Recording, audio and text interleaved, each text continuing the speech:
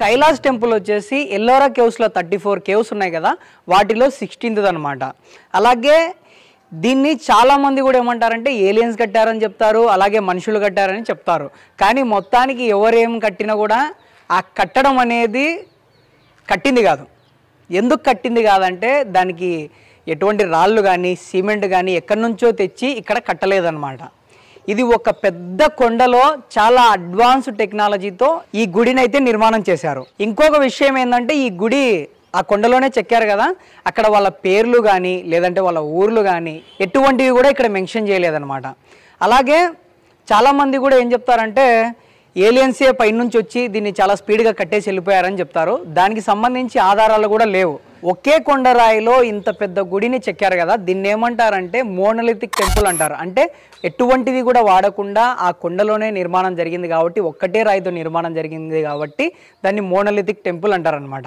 ఈ గుడి ఎత్తు వచ్చేసి 100 అడుగులు వెడల్పు వచ్చేసి 109 అడుగులు పొడవు వచ్చేసి 164 అడుగులు అంటే చాలా చిన్న గుడి అయితే కాదు చాలా పెద్ద గుడి మీ కళ్ళతో మీరు చూస్తున్నారు కదా మీకు అర్థమైపోతుంటుంది ఎంత పెద్దగా ఉందో ఇంకా అలాగే ఇంకొంచెం లోపలికి వెళ్ళి ఈ గుడి గురించి ఇంకొన్ని విషయాలు అయితే తెలుసుకుందాం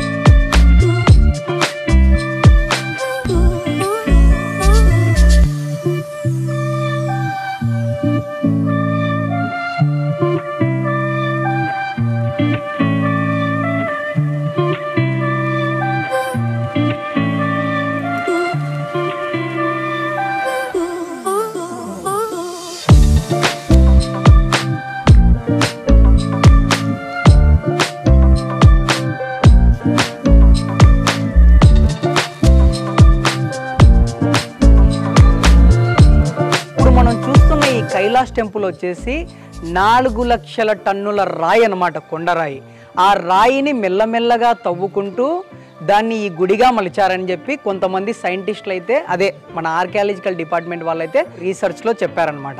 ఆర్కియాలజికల్ డిపార్ట్మెంట్ వాళ్ళు ఇంకొన్ని విషయాలు కూడా చెప్పారన్నమాట. దాదాపు 18 సంవత్సరాల పాటు ఈ గుడిని అయితే కట్టారని చెప్పారు. అలాగే 7వ శతాబ్దంలో ఈ గుడిని కట్టిండొచ్చు అని చెప్పారు. ఇంకొంతమంది మహానుభావులు పెద్దలు వాళ్ళందరూ ఏం చెప్తారంటే ఇది ఎప్పుడో కొన్ని లక్షల సంవత్సరాల కిందట కట్టారని చెప్తారు. ఒకవేళ దీన్ని 18 సంవత్సరాల్లో కట్టి ఉంటే గంటకు 6 టన్నుల రాయిని వీళ్ళు త్రవ్వి ఈ గుడిని అయితే కట్టుండాలని చెప్పి అంచనా వేసినారనమాట. కానీ ఇప్పుడున్న టెక్నాలజీకి అది సాధ్యం కాదు. అప్పుడున్న టెక్నాలజీకి అంత సాధ్యం అవుతుందా అని చెప్పి ఇది కూడా ఒక క్వశ్చన్ మార్క్ లాగా మిగిలిపోయిందనమాట. సో కాబట్టి ఇప్పుడు ఎవరి మాట నమ్మాలనో ఇది తెలీదు. కానీ దీని గురించి ఇంకొన్ని విషయాలు అయితే ఇంకాస్త ముందరికెళ్ళి దీన్ని చూసుకుంటూ మాట్లాడుకుందాం.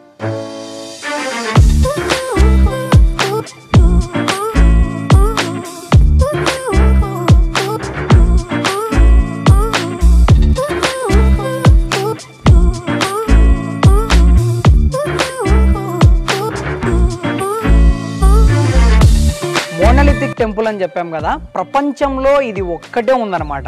అలాగే ఇక్కడ ఇంకొక విషయం ఏంటంటే ఇంకొన్ని మోనోలిథిక్ టెంపుల్స్ ఉన్నా ఒకవేళ దానిలను కట్టాలన్నా కూడా ఫస్ట్ ముందర నుంచి స్టార్ట్ చేయాలన్నమాట, లేదంటే కింది నుంచి స్టార్ట్ చేయాలి. కానీ ఈ గుడికి ఉన్న ప్రత్యేకత ఏంటంటే ఈ గుడిని పైనుంచి కిందికి చెక్కుకుంటూ వచ్చారనమాట. అలాగే ఎక్కడే కానీ ఏమాత్రం కూడా పర్ఫెక్షన్ మిస్ కాకుండా ఆ ఇంజనీర్లు వాళ్ళ పనితనం మాత్రం అబ్బురపరుస్తుంది. మనకి ఇప్పుడు చూస్తుంటేనే మీకు అర్థమవుతుంది కదా, ఎక్కడే కానీ ఆ శిల్పకళ చూడండి ఏమాత్రం కూడా చెక్కు చెదరకుండా ఉందన్నమాట. ఔరంగజేబు గారు మహారాష్ట్రను పాలించేటప్పుడు ఇక్కడున్న గుళ్ళను ధ్వంసం చేయమని ఆర్డర్ ఇచ్చినారనమాట. దాదాపు ఈ కైలాస్ టెంపుల్ని కూల్చేయడానికి, ఈ ఎల్లోరా కేవ్స్ని కూల్చేయడానికి 3 సంవత్సరాల పాటు 1000 మంది కూలీలు రోజుకి కష్టపడ్డారనమాట. కానీ కేవలం 5% మాత్రమే డ్యామేజ్ చేయగలిగినారు. అంటే ఒకసారి ఆలోచించుకోండి ఎంత స్ట్రాంగ్గా కట్టినారో. దీన్ని కూల్చనీకే దాదాపు 3 సంవత్సరాలకు 5% నాశనం చేయగలిగినారంటే ఇంత అద్భుతమైన ఈ కట్టడాన్ని కట్టడానికి ఎన్ని సంవత్సరాలు పట్టిండొచ్చు? నిజంగా వీళ్ళు చెప్పినట్టు 18 సంవత్సరాలకే కట్టేసినారా, లేదంటే ఇంకా అది ఎవరికీ తెలియనిదబ్బా. మొత్తానికైతే మనకు తెలిసిన ఇంకొన్ని విషయాలైతే ఇక్కడ చూసుకుంటా ఔరంగజేబు పగలగొట్టిన ఆ శిల్పాలు అవి ఇవి చూసుకుంటా ఇంకాస్త ముందరికి వెళ్దాం.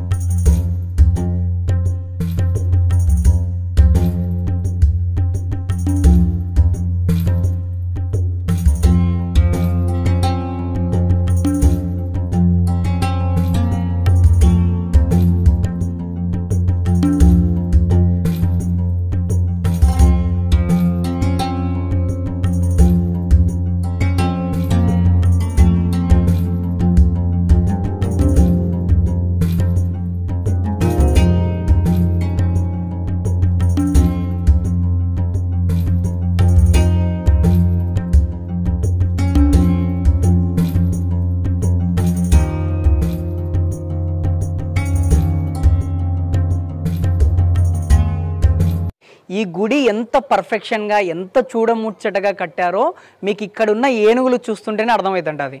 ఈ గుడి మొత్తాన్ని ఆ ఏనుగులు మోస్తున్నట్టుగా మనకి ఇక్కడ కనపడుతుంది చూడండి, చాలా అద్భుతంగా ఉంటుంది, చూసేయండి.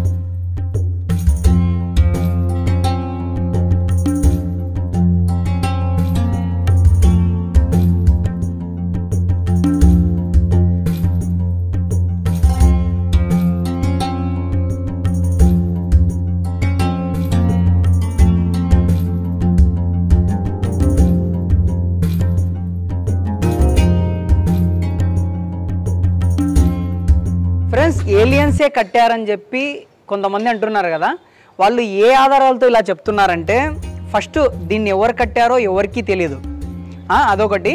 రెండవది వచ్చేసి ప్రపంచం మొత్తంలో ఇటువంటి మోనోలిథిక్ టెంపుల్ ఎక్కడే కానీ లేదు. సో మనుషులు కట్టే అవకాశం లేదని అనుకుంటున్నారు. ఇంకో విషయం ఏంటంటే ఇక్కడ ఏదైతే 4 లక్షల టన్నుల రాయిని తవ్వారు కదా, తవ్వినప్పుడు అక్కడ కొన్ని రాళ్ళు తీసి పక్కన వేయాలి కదా, ఇక్కడ ఎక్కడే కానీ దగ్గరలో 100 కిలోమీటర్ల దూరం పోయి ఎతికినా కూడా ఇటువంటి రాళ్ళు అయితే కనబడవు అనమాట. సో కాబట్టి ఈ రాళ్ళన్నీ ఏమైనట్టు, ఇవన్నీ చాలా క్వశ్చన్ మార్క్గా మిగిలిపోయినాయి. ఇంకొక విషయం ఏంటంటే ఇక్కడ మేము చూడలేదు కానీ మాకు కనపడలేదు, ఇక్కడ కొన్ని టన్నెల్స్ ఉన్నాయి, అంటే చిన్న చిన్న రంధ్రాల్లాగా ఉన్నాయి. ఆ రంధ్రంలో నుంచి భూమి లోపలికి దారి ఉందని చెప్పి చెప్తారనమాట. అలాగే ఆ రంధ్రాలను దాదాపు ఒక 40 సంవత్సరాల నుంచి గవర్నమెంట్ క్లోజ్ చేసిందని కూడా చెప్తారనమాట. కానీ అటువంటి టన్నెల్స్ కానీ అటువంటి రంధ్రాలు కానీ మాకైతే ఇక్కడ కనపడలేదు. అక్కడ రంధ్రాలు ఉన్నాయని చెప్పాం కదా, ఆ రంధ్రాలు వచ్చేసి మనుషులు దూరలేనివి, అలాగే మనుషులు దూరి దానిని చెక్కలేనివి, కేవలం చిన్న సైజులో ఉండే మనుషులు మాత్రమే పడతారనమాట. సో దానివల్ల కూడా ఏలియన్స్ మాత్రమే దీనిలను త్రవ్వి లోపల ఉండే ఛాన్స్ ఉందని చెప్తున్నారనమాట. ఇంకొక విషయం, ఇక్కడ ఈ టన్నెల్స్, ఈ రంధ్రాలతో పాటు ఇంకొన్ని రంధ్రాలు అయితే మనకి ఇక్కడ కనబడతాయి అన్నమాట. వాటిని ప్రస్తుతానికైతే బూడ్ చేసినారు, మనకు అవి కూడా అక్కడక్కడ గుర్తులు అయితే కనబడతాయి. వాటిలో ఒకసారి ఇక్కడికి మామూలుగా మనలాగానే టూరిస్టులు వస్తారు కదా, వాళ్ళ కార్కి అయితే దాంట్లో పడిపోయిందనమాట. పడిపోయిన తర్వాత లోపలికి వీలైనంత వరకు వాళ్ళు తీసి ఇవ్వడానికి ట్రై చేసినప్పుడు అది చాలా లోతుకు వెళ్ళిన తర్వాత లెఫ్ట్ కానీ రైట్ కానీ టర్న్ తీసుకుంటున్నాయంట. అంటే అది స్ట్రైట్గా అయితే లేదు. సో కాబట్టి ఆ రంధ్రాలు ఎంత దూరం ఉన్నాయి, ఎక్కడికి వెళ్ళిపోతున్నాయి, లోపల ఎవరున్నారు, ఇవన్నీ క్వశ్చన్ మార్క్నే మిగిలిపోయినాయి అనమాట. ఫ్రెండ్స్, ఇక్కడున్న కొన్ని శిల్పకళలను మీరు బాగా అబ్జర్వ్ చేసినట్లయితే వాటి కింద చిన్నగా మనకు కొన్ని ఆకారాలు, కొన్ని పాము గుర్తుల్లాగా అవి అయితే కనబడతాయి అన్నమాట. వీటి ఆధారంగా సైంటిస్టులు కానీ లేదంటే ఇంకొంతమంది కానీ ఏమంటున్నారంటే కింద ఖచ్చితంగా ఏలియన్సే ఉన్నారు, అలాగే వాళ్ళకు గాలి తగలడం కోసం ఈ రంధ్రాలు అనేవి ఉన్నాయి. ఇంకొక విషయం ఏంటంటే ఇక్కడ మనకు 3 దేవుళ్ళు ఉంటారనమాట. ఈశ్వరుడు, బుద్ధుడు, జైనుడు, ఈ 3 దేవుళ్ళు కూడా ఉంటారనమాట. అలాగే ఇక్కడ ఈశ్వరుడికి స్వామివారికి అభిషేకం చేసిన తర్వాత ఆ నీరు డైరెక్ట్గా ఒక రూమ్లోకి వెళ్ళి అక్కడ నుంచి అండర్ గ్రౌండ్కి వెళ్ళిపోతున్నాయి. అంటే ఎన్ని నీళ్లు పోసినా కూడా ఓవర్ఫ్లో కాకుండా అవి నీళ్లు లోపలికి వెళ్ళిపోతూనే ఉన్నాయన్నమాట. సో కాబట్టి ఏం చెప్తారంటే ఖచ్చితంగా ఈ నీళ్ళు అనేవి వాళ్ళకి చేరుతున్నాయి, ఈ రంధ్రాల ద్వారా వాళ్ళకి వెంటిలేషన్ తగిలి అక్కడ గాలి అయితే వెళ్తుందని చెప్తారనమాట. సో కాబట్టి కింద ఏలియన్స్ ఉన్నా లేకున్నా కనీసం చిన్న జీవులు ఉన్నారని నమ్ముతారనమాట. ఇప్పటి వరకు మనం మాట్లాడుకున్నదంతా ఒక ఎత్తు అయితే ఇప్పుడు అక్కడ లోకల్ వాళ్ళు ఏం చెప్తున్నారు, ఇంకా మహారాష్ట్ర వాళ్ళు ఏం చెప్తున్నారంటే ఒకప్పుడు ఒక 1000 సంవత్సరాల కిందట ఇక్కడ ఒక రాజు ఉండేవాడు. ఆ రాజుకి ఏదో తెలియని ఒక వింత జబ్బు వచ్చిందనమాట. ఆ జబ్బు ఎన్ని రోజులైనా కూడా ఆయనకు పోక అలాగే అనారోగ్యంతో ఉన్నాడు. అప్పుడు వాళ్ళ భార్య పరమశివుణ్ణి ప్రార్థిస్తుందనమాట. ఈ జబ్బు తగ్గిపోతే ప్రపంచం మొత్తం దీని గురించి మాట్లాడుకునేంత అద్భుతమైన గుడిని కట్టిస్తానని చెప్పి ఆవిడ పరమశివుణ్ణి ప్రార్థిస్తుందనమాట. అలాగే ఈ గుడిని కట్టే సమయంలో ఏదైతే పైన గోపురం ఉంటుందో ఆ గోపురం కనిపించేంత వరకు పచ్చి నీరు కానీ ఎటువంటి ఆహారం కానీ తీసుకోనని స్వామివారిని అయితే మొక్కుకుంటుందన్నమాట. దాని తర్వాత స్వామివారు ఈయన భర్తకు, అదే రాజుగారికి ఆ జబ్బునైతే పోగొడతారు. ఆ జబ్బు మొత్తం తగ్గిపోయి బాగా అయిన తర్వాత ఇంకా ఆవిడ ఇచ్చిన మాట నెరవేర్చుకోవాలి కదా, సరే అని చెప్పి మంచి ఇంజనీర్లు, మన భాషలో చెప్పాలంటే మంచి ఇంజనీర్లు, ఆ ప్లానింగ్కి ఎవరెవరైతే కావాలో వాళ్ళందరినీ పిలిపించి ఒక మంచి ప్లానింగ్ గీపించి మొత్తానికైతే వాళ్ళు ఏం చెప్పినారంటే, వాళ్ళు పండితులు కానీ కొంతమంది ఇంజనీర్లు కానీ, అమ్మా నువ్వు ఈ గుడి అంతా కంప్లీట్ అయినంత వరకు ఆహారం తినకుండా ఉంటే చచ్చిపోతావు. సో కాబట్టి ఈ గుడిని పైనుంచి మొదలు పెడదాం. పైనుంచి మొదలు పెడితే ఫస్ట్ గోపురం దగ్గర నుంచి మొదలు పెడితే ఆ గోపురం పూర్తి కావడానికి 1 వారం పడుతుంది. ఆ వారం లోపల నువ్వు ఎలాగైనా ఉండగలుగుతావు, ఆ గోపురం కనిపిస్తానే నువ్వు అనుకున్నట్టు అన్నం కూడా తినచ్చు, నీళ్ళు కూడా తాగొచ్చు అని చెప్పి మొత్తానికైతే పైనుంచి స్టార్ట్ చేస్తారు. ఇంకా వారం రోజుల తర్వాత ఆ గోపురం కనబడుతుంది. ఇంకా పైనుంచి దీన్ని చెక్కుకుంటూ వస్తారనమాట. దాదాపు 4 లక్షల టన్నుల రాయిని చెక్కి ఈ గుడిని అయితే నిర్మాణం చేసినారు. ఇది లోకల్ వాళ్ళు చెప్తారు. మొత్తానికైతే దాని కింద అండర్ గ్రౌండ్ సిటీ ఉందా లేదా, ఇంకా నిజంగానే ఆ రాజు గారి భార్య ఆర్డర్స్ మీదనే దీన్ని కట్టించినారా, ఇంకా చాలా విషయాలు అయితే మిస్టరీగానే మిగిలిపోయినాయి. ఎందుకంటే ఇక్కడ ఎక్కడే కానీ వాళ్ళకి సంబంధించిన పేర్లు కానీ ఊర్లు కానీ ఏమే కానీ లేవు. సో కాబట్టి దీన్ని ఇంకా మిస్టరీగానే మనం చెప్పుకోవచ్చు. ఇలాంటి మరెన్నో మంచి వీడియోస్ అయితే మన ఛానల్లో వస్తుంటాయి. అలాగే ఇప్పుడు మీకు కొన్ని విజువల్స్ చూపిస్తాము. ఆ విజువల్స్ని అయితే చూడండి, చాలా అద్భుతంగా ఉంటుంది. ఈ గుడి మొత్తాన్ని చూపిస్తాము. దాని తర్వాత ఇంకాస్త మాట్లాడదాం.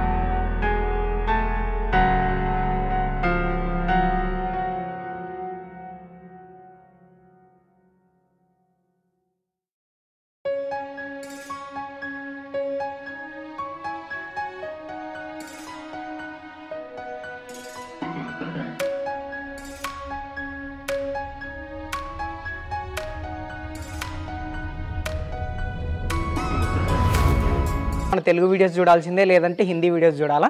మొత్తానికైతే మన విక్రమాదిత్య అన్న, మహిధర్ అన్న, ఇంకొంతమంది వీడియోస్లో కొంచెం ఇన్ఫర్మేషన్ తీసుకొని ఈ వీడియోని అయితే కంప్లీట్ చేసాం. వాళ్ళు ఏమంటే వాళ్ళు అక్కడే ఉండి ఆ ఇన్ఫర్మేషన్ తెలుసుకొని చెప్తారు. మేము డైరెక్ట్గా వెళ్ళి ఎక్స్ప్లోర్ చేస్తాం కాబట్టి మీకు ఇంకా ఇంట్రెస్టింగ్ ఉంటుంది. మరెన్నో మంచి వీడియోస్ అయితే మన ఛానల్లో వస్తూ ఉంటాయి. తప్పకుండా ప్రతి ఒక్కరు కూడా సపోర్ట్ చేయండి. లైక్ కొట్టడం మాత్రం మర్చిపోవద్దు. మీకు వీడియో నచ్చకుండా ఉంటే ఖచ్చితంగా లైక్ కొట్టొద్దండి, ఓకేనా? సరే ఫ్రెండ్స్, బాయ్. లవ్ అందరికీ. కెమెరామ్యాన్ నరేంద్రతో మీ షాహిద్, బాయ్.